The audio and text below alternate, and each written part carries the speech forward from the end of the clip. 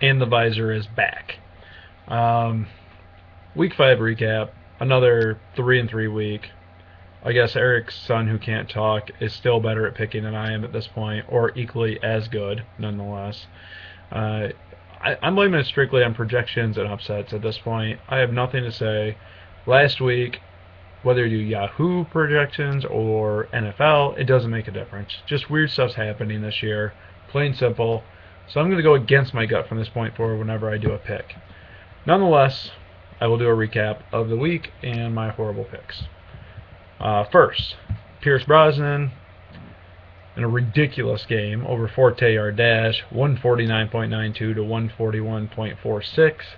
That is Pierce Brosnan's highest total so far in 2013. Why wouldn't it be against me? Randall, 27 points, more than his last 3 games combined. Congratulations. No Sean Moreno, $2 this year. I guess the Broncos forgot about Monty Ball and then I spent $33 on him, or Ronnie Hillman and somebody else spent 5 or 6 times as much as Moreno. Or they don't care. Nonetheless, Moreno had a great game. Breeze, again, another solid 23 points. Gibbons-Myers, not so much. In fact, Dustin's strategy of starting 3 to 4 Giants players somehow has gotten him 4-1 because one of them always does something, I think, at this point. He's on a 4-game winning streak, as I mentioned, 4-1, second in the South, and 4th overall now. For myself, Henry was the leading scorer. It's never good when your kicker is the leading scorer, even if he puts up 22 points or 23, whatever he had. McCoy and Ryan both had solid games. 2 drop touchdowns hurt Matt Ryan, and actually the goal line stand where they should have quarterback snuck it in would have made a big difference in my game. Rashard Jennings, what a joke. Darren McFadden Jr., I'm hurt after 1 half. What a horrible pickup. And then Andre Johnson, 3 catches on 10 targets. I don't know if this is Matt Schaub. I don't know if it's Andre Johnson. I'm blaming it on Schaub. Johnson's a baller. Puts me at a 3-game losing streak. I'm 2-3, still first in the West though, and 6th overall. Next game, Vinegar Strokes over Team 10 in an absolute blowout, as I predicted, 172.56 to 98.34. Andrew Luck, newly acquired Deshaun Jackson, and Justin Blackmon led the way. Hartley and Gordon also had very solid games. In fact, his whole team scored in double figures besides Darren Sproles. He had like 7 point something. Eric has actually really created a great team for now and the future, barring a few minor injuries, but it's looking to be very solid. He had the 2nd highest score of the week. He's now 3-2, 2nd in the East and 5th overall. 14-10. I guess this is what happens when you trade away all your players. You now score less than 100 points. Alshon Jeffrey would have scored more than a third of your points this week if you would have kept him, but instead you gave him up. I don't know why. In fact, you had 4 players in double figures for the day. Phillip Rivers, one of your new pickups, scored in double digits. He did well, as did Cecil Shorts. But the Roddy White injury continues to hurt owners. You got him for 5 more years for that 60-something bucks, and this year he's worthless at this point. Both of your running backs you started are actually backups on their own team. If that happens, you probably are not going to win. You're now 1-4, 3rd in the North, and 11th overall. Not quite 12th. Next game, Unnecessary Fisting over I Love Mike Ditka and his paper bag. 175.94 to 103. Fisting did have the highest score of the week. Again, it's been him and Rectal quite a bit. The combo of Romo and Bryant put up over 80 points in just a stupid game. Gonzalez and Prater over 20. So, in just that Dallas-Denver game, between Romo, Bryant, and Prater, he had over 100 points. He had as many points as Ditka put up with his whole team. However, Lamar Miller, is he the biggest disappointment in 2013? Maybe that will be my new poll question. I'm not sure. 1 point, I don't know, 1 point something points? I don't know. Fun fact to do with this too, the team with the highest scoring quarterback in each week has won, a.k.a. Jason Ferguson and Unnecessary Fisting at this point. Fister is now 5-0, 1st in the North, 1st overall. Mike Ditka started 2 inactive players, as we all know. On the bright side, he does have Denarius Moore and Jones. They both played well.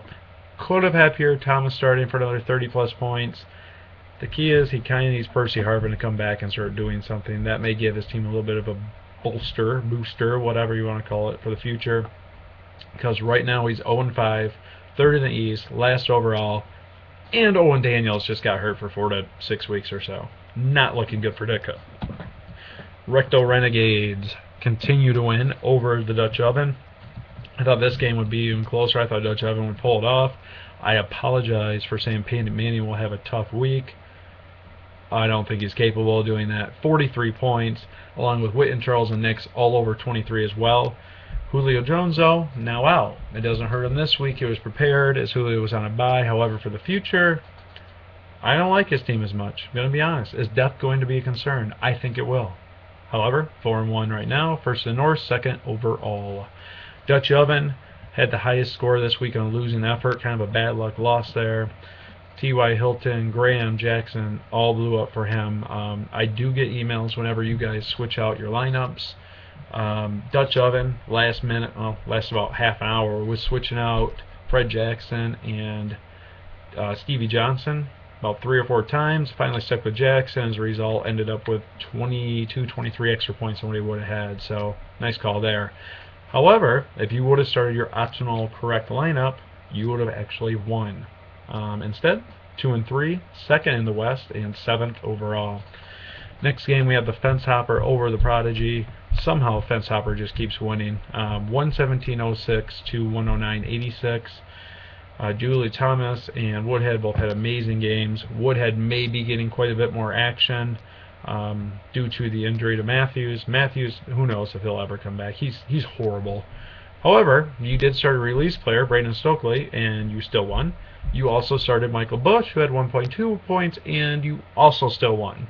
However, another team where death could possibly catch up, you had literally 2 people playing on your bench, and that was it. Everybody else is either pup, inactive, released, whatever else, not involved in any sort of part of the NFL. Sooner or later, it could catch up.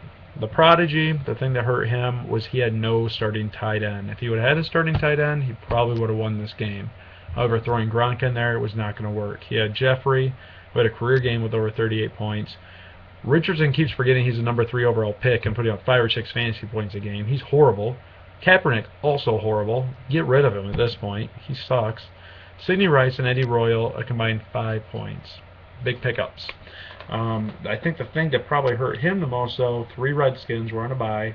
Alfred Morris, RG3, and I don't even know who was the other one. Anyways, he has 3 of them. Santana Moss, all on a bye. I think hurt his team.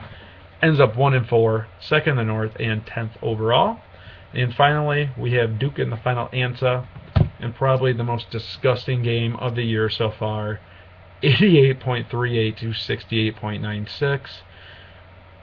The bright spot, Ray Rice knows where the end zone is again. He had 27 points, couple touchdowns. Brady did not, under 6 points for the week. I think his lowest scoring total he's probably had in a few years. Matthews, as we talked about, was concussed, under 1 point. He had 4 players total in double-digit scoring and didn't start a kicker, and he still won. On top of that, he had 5 DMPs on his bench. Players that aren't even playing. However, 2-3, third in the West, 8th overall, and a 3-way tie in the West for first place. Final answer. Sorry, Mikey. Lowest output of any team for the season. I think I may need to create an award in case anybody happens to get under 50 points, because we're really starting to get close to that. You had 2 players in double digits. You started 3 players with under 2 points. Amazingly enough, though, you would have won if you would have started people on your bench over the starters. Even if you would have changed kickers, you would have won the game by scoring an additional 20 points because of Crosby. Sucks to think about. Alright, guys, this is a week 5 recap. Hopefully you enjoyed it. We'll be checking back soon.